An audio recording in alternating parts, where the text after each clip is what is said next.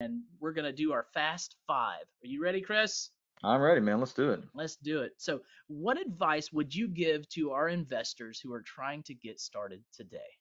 Best thing you can do is to go be around other investors. That's the number one thing I can tell them. Go be around other investors locally, and then go to don't seek out some $10,000, $20,000 guru necessarily. Not to say that you may not be able to get good education from them, but I would be willing to make a small investment in your financial education and specifically your real estate investing education. Go to a class that once you talk to a few other investors is highly recommended. Hmm. So the first thing I would recommend is invest in your education and invest in those relationships and start building a team of allies. That would be the first thing I would say is educate and allies. Yeah. All right. Question number two. Do you have any YouTube or podcast shows that you would recommend to our listeners? Obviously, yours is a great one. So I mean, they're already signing up for yours. I love the Hal Elrod podcast. I've recently, like in the last year, got was made aware of the Miracle Morning, and so I love Mm. that Miracle Morning book. I love the Miracle Morning habits, and I really enjoy his podcast. It's usually fairly succinct, and it is just a good way to get your mind in the place where you're both happy with where you are, but you can comfortably have dreams that stretch you into a better tomorrow. So the alternate of that would be, well, like I'm so unhappy in my current life that I have to have these goals to get me out of this miserable situation. And you may have miserable circumstances, but that does not mean you have to be a miserable person, that you don't have to be sad and depressed all day. And so I recommend the Miracle Morning and the Hal Elrod podcast for that, just so you can be happy today and also stretch yourself toward a better tomorrow. Yeah, absolutely. Go ahead and start doing those morning routines. What's the name of those that morning routine? The Do you Miracle know? Morning.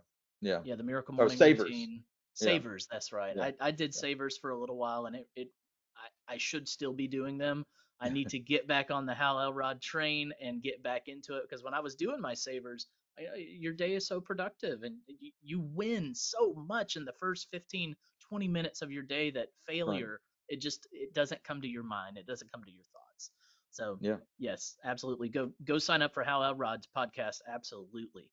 Number three, if you had to pick one book that you feel made the biggest impact on your life, what would it be? So I can't answer that question without saying the Bible.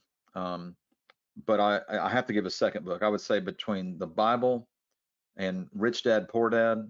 So the Bible Hmm. gave me my foundation, and everything that is good in my life came from my Savior and my God. And I hope that my life is spent giving back both in honor of Him and to the people around Him to help serve the people here on this earth.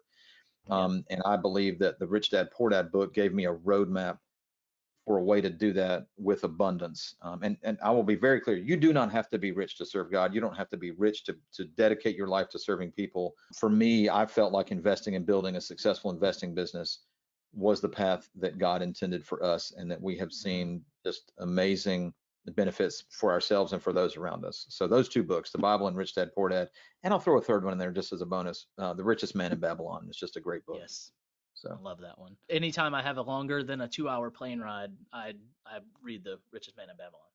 that's a good one. I have Yeah. to print it so that I can like because the PDF version of it is so small. Thank you for sharing that, Chris. Number four, what do you feel has been the secret sauce to your success? um, I just don't quit. I just don't quit. I did some really stupid stuff as an adolescent and had to just, you know, grit my way through it for a couple of years. Had to grit my way through the downturn in real estate. And 2012, I signed up for an Ironman triathlon, and there's no way to get through that training and to get through that event and get the medal at the end without two things, and having a clear vision of that, of how you want to finish, and just gritting through the work that it takes to get there. So there's going to be a period of just big sacrifice for people. You're Mm. going to have to make some sacrifices. They don't have to be the kind that you'll regret. We built our business, and I never missed a soccer game. I never missed a kindergarten graduation. I never missed an opportunity to be with my children at an important point in their life, or even for some of their daily stuff. And we're very blessed now that I'm able to spend a lot of time with my children. But the grit to get through those years where it's lean, where you're feeling like you got to scramble a little bit, you've got to sacrifice. You can't just go sit down and watch Netflix whenever you want to. You've got to give up some stuff. But I think most people can find, if you will actually do it, you'll give up stuff that doesn't really matter. You know, the TV shows, the golf, the square dancing, whatever hobby it is, you can give up that hobby for a little while now so that you can gain far greater benefit later. So just the grit to get through it, and then having a vision for how you want to finish. And that's one Yep. thing I talk about a lot is like, what do you want the end of your life to look like? Yep. Envisioning that. What do I want people at my funeral to say about me? What do I want them to be thinking about me? And do I want them to be sad, or do I want them just to be overjoyed that they knew me? So thinking about the end, beginning the journey with the end in mind is it makes it all worth it. Makes the grit possible. Makes all that possible. Absolutely. And that's one thing that we try to breed here at On Purpose Investor is planning your life and just being hyper intentional about that. Chris, our last question here before we go. How can our listeners get in touch with you or follow you on your journey? Yeah, so easiest way is the automatedlandlord.com. Just go right there. You can sign up for updates and just kind of hang out with us there.